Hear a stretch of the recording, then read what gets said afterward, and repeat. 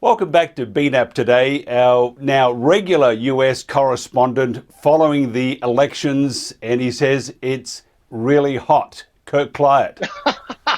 In more ways than one. Here I am at our OLA, outdoor living area in formerly fabulous Las Vegas. Hopefully by 2022, we hope to be fabulous once again and welcome you back to our great city. Of course, so we had lots of nonstops from China and from Korea, and hopefully soon again. It is unbelievably hot. Over the weekend, 54.4 degrees in Death Valley. We're about an hour and a half, 2-hour drive away from that. And here outside in the shade as I speak, it's cooled down a little. It's only about 108 Fahrenheit. That would make it about to 44 Celsius. So 44 degrees, a little bit of a chill in the air here in Las Vegas. So after we're finished with COVID, Mike, after the United States is finished with the presidential election, the whole world can again focus on climate change because, wow, has it been an amazingly hot summer here in southern Nevada and throughout the southwest of the United States. Yeah, I think that's just, it's leading the way for most hated subjects in my book, and that's climate change. But, we have to have, it's either that or Disneyland. But anyway, moving right along, we'll leave that one alone because, I have the dump button here. Looking at the elections, now, Kirk, the polls are narrowing as expected. What are the most influential polls saying at the moment? Is it Biden by 4 points, as CNN says, or is it Biden by a lot more? Well, that is what the CNN poll did say, that it had compressed a lead from about 14 percentage points down to 4. But I think that's kind of an outlier. Most of the others are showing some narrowing of the gap, but still many show that Trump is up by about 10 points. Now, this week, poor Milwaukee. Milwaukee, kind of a downtrodden industrial American city, but it is in the key state of Wisconsin. They were excited. They were going to have the Democratic convention this year. It's still marqueed as Wisconsin, but it's really not there. No one is there. It is pretty much a virtual convention and a counter program that we have Donald Trump. He's making stops in key battleground states, Minnesota on Monday, going to Pennsylvania, also going to Arizona with that huge COVID outbreak that's taking place. We have it here in southern Nevada. To give you some perspective with Australia, we have less than half the population that they do in Victoria. Victoria, of course, on that lockdown in Melbourne, they're getting maybe 400 or 500 cases a day. We are averaging close to 1,000 cases a day, and we just go about our merry way here. We, in fact, had a record for deaths in Nevada last week. I believe it was 131 deaths. So COVID, a very strange situation. You have countries like South Korea, Vietnam, Taiwan that have pretty much completely locked this down. And we here in the United States now over 170,000 deaths, and that's no real sign of it stopping. Hopefully slowing down a little bit, but stopping certainly doesn't look like it before the election. Now, speaking of elections, Joe Biden has been sort of absent of late. Now, tell me this: being a, I would imagine that you're leaning to the Biden camp. Are there any plans for any? Are there any plans for any public debate between the opposing candidates, or will Joe need a bit like a ventriloquist doll, someone there like Kamala to help him talk? Kamala, pretty amazing that we've got happening here. I think that was an excellent choice for her. And of course, the right goes right after her. They tried to do this birtherism thing because her parents were immigrants, but according to the 14th Amendment to the Constitution, a Supreme Court ruling from over a century ago in 1898, she is completely, absolutely qualified to be both vice president and president of the United States. And then you have somebody like Rush Limbaugh, who, of course, you may remember, radio host. He's on hundreds of stations here in the United States. The original, you would say, right-wing radio host. He's dealing with stage 4 cancer, but Trump, nonetheless, gave him the Presidential Medal of Freedom. He was at the State of the Union. And what does he do? He says that Senator Harris is a mattress because apparently alleging that she had some relationship with Willie Brown, who was the mayor of San Francisco, and then the Speaker of the California Assembly, and then also calls her a hoe, H-O, To. So this is something that the right is doing. It's kind of unbelievable. And yes, I do want to point out that I try to bring you news, but it's also commentary too. And as for the debates you mentioned, Mike, the first one is scheduled for September the 29th in Cleveland, but there's still a lot of juxtapositioning going around. Trump saying that he wanted another one earlier because of early voting that begins, and that is a whole new story with the voting being trying to be suppressed here in the United States. So I still have some doubts if there is actually going to be a debate in October, the one vice presidential debate, which ought to be a throwdown, to say the least, between Senator Harris and Vice President Mike Pence. That's scheduled for Utah. So there's a lot of territory still to come. And I think the Biden camp, as you mentioned, kind of being quiet. They're just letting Trump basically sink himself. And if you want to look for it, there is a fascinating interview that just released here the first of the week here on the 17th of August from the chief of staff who was there, the chief of staff for 2.5 years for the Department of Homeland Security, gives you kind of a behind the scenes glimpse of what his time there working directly with Trump in the Oval Office. And it is really enlightening how potentially scary a second Trump administration could be. It's truly remarkable. It's amazing, though, the word ex-chief of staff. So, of course, he was happy to leave. He wasn't pushed. He just left on his own accord.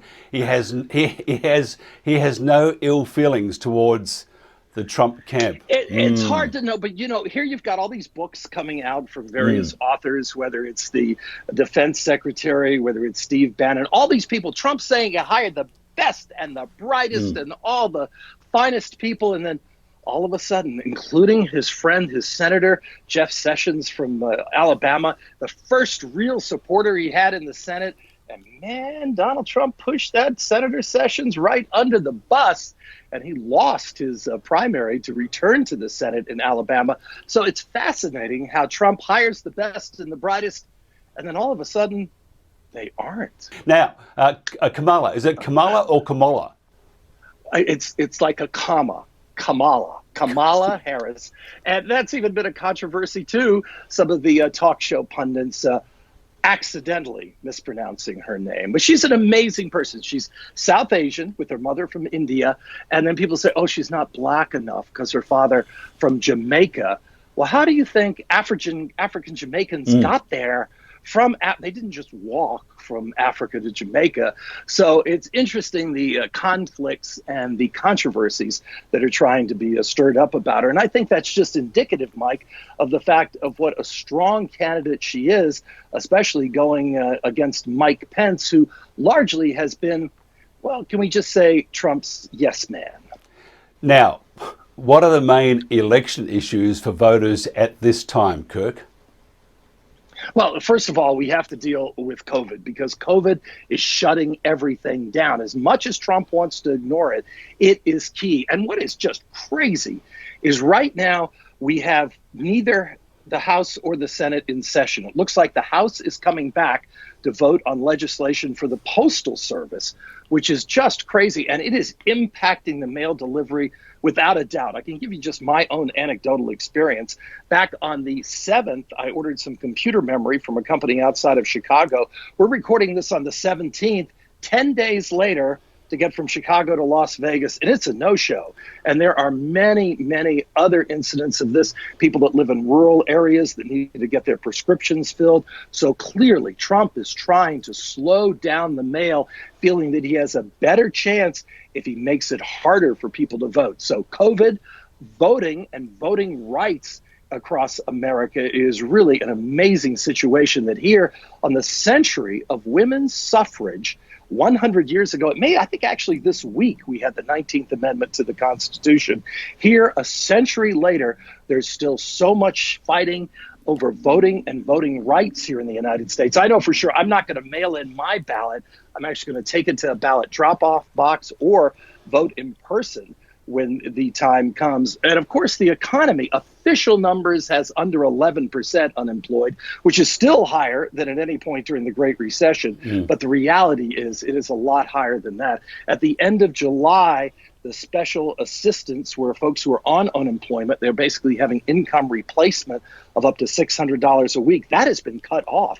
This is the third week that that has been cut off. So while the stock market is doing exceedingly well, there are many, many people, especially when you look at a service sector economy like we have here in Las Vegas, where conventions are gone, the great international travelers that we welcome so many of gone. Give you an example. In June, the casinos reopened on June the 4th. Many of them have not.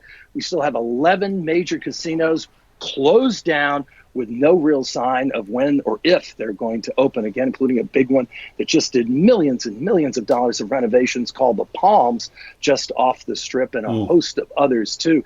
So we had 1 million visitors during June in Las Vegas. Sounds like a lot, but we need 1 million a week to sustain our economy. So many, many people are suffering, while the rich with the stock market, you look at something like the Tesla stock, or you look at certainly something like the Amazon stock, with this pandemic, it has just popped tremendously, going from under $2,000 a share to now over $3,100 a share. It's truly amazing. You mentioned the US Postal Service. Actually, I think around the world, postal services are quite deplorable at this moment, mainly because of COVID too, and the increase in demand. But you mentioned that you were waiting on memory to arrive, and Joe's been waiting on that for a long time. And unfortunately, he won't get it in time. And that's probably why, though, they don't want Joe Biden to actually to debate with Donald Trump. And Trump, whether you like him or not, Trump's very sharp. And at the moment, Biden is not so sharp. And Trump is as sharp as a butter knife, Mike. I mean, he is. Yeah, but you can't say that about Biden. Biden's terrible. I mean, he's just. What is? I mean, wait. Everybody can see Kamala Harris is going to be the president. I don't know if that is true, certainly, or not. But, you got to look at Donald Trump. What's that country that makes all those computer hard drives? According to Donald Trump, that's Thailand. So what are the main issues that Joe Biden is running on? Well, I think he's running on the fact that he's not Donald Trump. You have a lot of people, Trump's base, they vote for him. Biden, I mean, we've got my dog Ted here, who's out hanging out with me. They would vote for, he's a sexy senior canine, they would vote for Ted over Donald Trump. I mean, I think people would vote for virtually anybody. So the fact that Joe Biden is a longtime politician, that he knows the ins and outs of Washington, all important. He's gone through incredible personal tragedy. Before he was sworn in, when he was a young man, not even 30 years old, his wife and his daughter killed in a traffic accident. He was a single dad to his sons, one who became the Attorney General of Delaware, Beau Biden.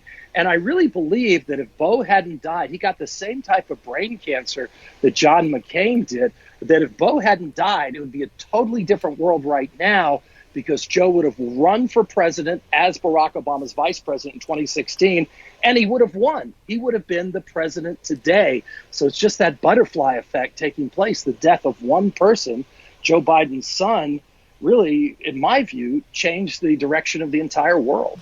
What about the main issues that Donald Trump is running on?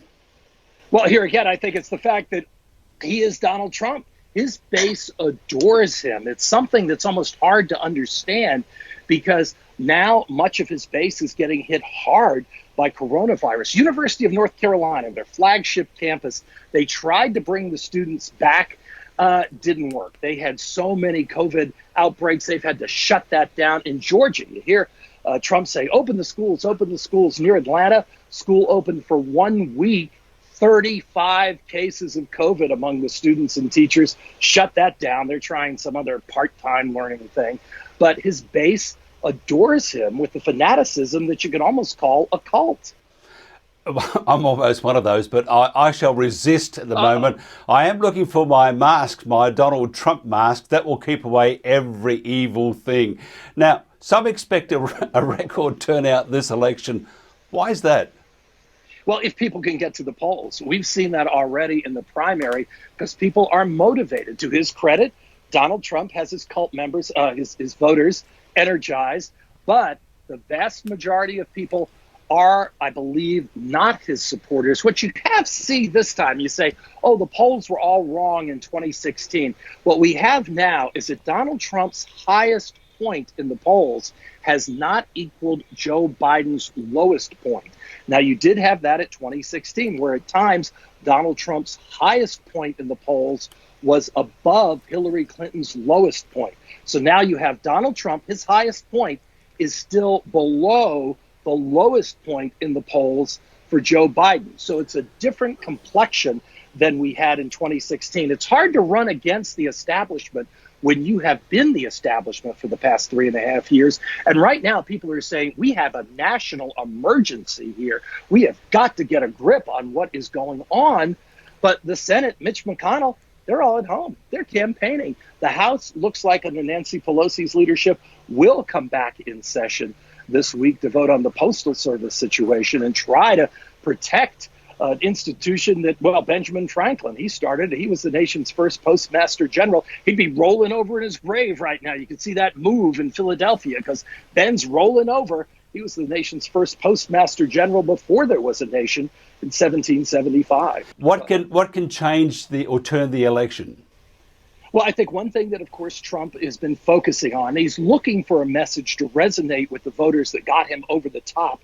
Right now, he's been saying things like, I'll protect the suburbs and not let more multi-unit housing in the suburbs. But one thing he was starting to get some traction on, and it was one of the things that he in part kind of manipulated, was the violence taking place in the streets. That's very scary to a lot of people. So if we did see extreme civil unrest, that could actually be a real positive for Donald Trump, and especially they bring out more troops into the streets. And then while it looks highly unlikely in the next 10, 11 weeks, we're going to see a vaccine for COVID, there could be some breakthrough therapeutic, and that could be a huge help. It's never over till it's over in politics, especially with the crazy events of this year.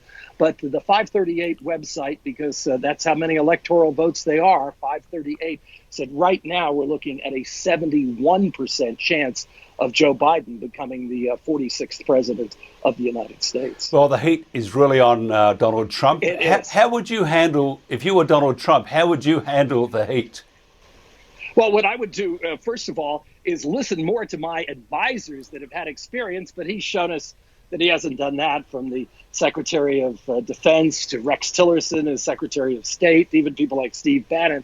So I don't know how much advice I could give to the President of the United States. But as for me, Mike, are you ready? Are you ready for what we enjoy here? We have a little... we live kind of in a lower socioeconomic area here of Las Vegas. I'm getting scared, Kirk. I'm getting nervous. Since I don't fluently speak Spanish, I'm actually one of the minorities here, but it's good to learn.